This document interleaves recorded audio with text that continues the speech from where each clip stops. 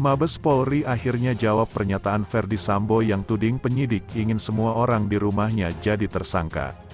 Namun sebelum kita bahas, mohon dukung channel ini dengan menekan tombol like dan subscribe, agar kami lebih bersemangat menyajikan berita terupdate setiap harinya.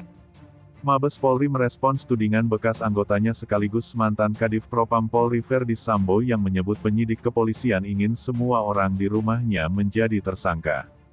Kepala Divisi Humas Polri Irjen Dedi Prasetyo menegaskan, penyidik Badan Reserse Kriminal, Bareskrim, Polri bekerja sesuai dengan fakta hukum yang ada. Tak terkecuali dalam menangani kasus pembunuhan berencana terhadap Brigadir Nofriansyah Yosua Huta Barat atau Brigadir J.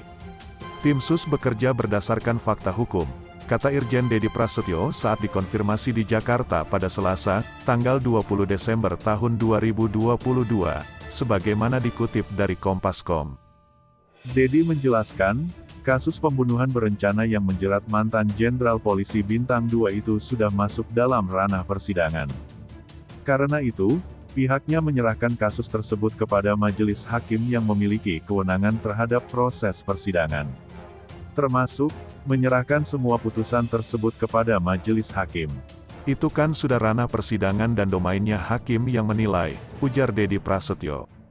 Sebelumnya, Ferdy Sambo dalam persidangan menyebut kerja penyidik kepolisian terkesan subjektif dalam menangani kasus pembunuhan berencana terhadap Brigadir J. Awalnya, Ferdy Sambo menanggapi keterangan saksi ahli yang merupakan kriminologi dari Universitas Indonesia, UI, Muhammad Mustafa. Menurut Ferdy Sambo, saksi ahli yang dihadirkan oleh jaksa penuntut umum itu hanya membaca kronologi peristiwa dari pihak penyidik saja. Mohon maaf dari ahli kriminolog, karena sangat disayangkanlah apabila konstruksi yang dibangun oleh penyidik adalah konstruksi yang tidak secara menyeluruh diberikan kepada ahli, ujar Sambo dalam sidang Pengadilan Negeri PN, Jakarta Selatan, Senin, tanggal 19 Desember tahun 2022.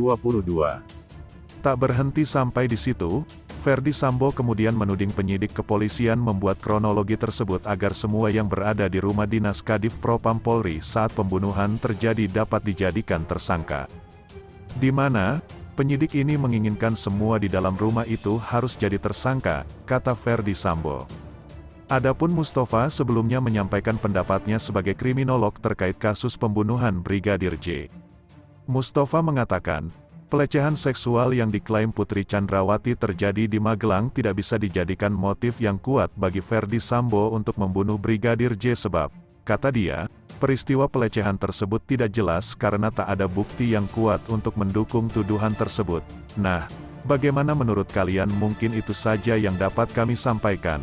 Jika ada salah kata mohon dimaafkan, dan nantikan berita terupdate kami selanjutnya, hanya di channel UpInfo.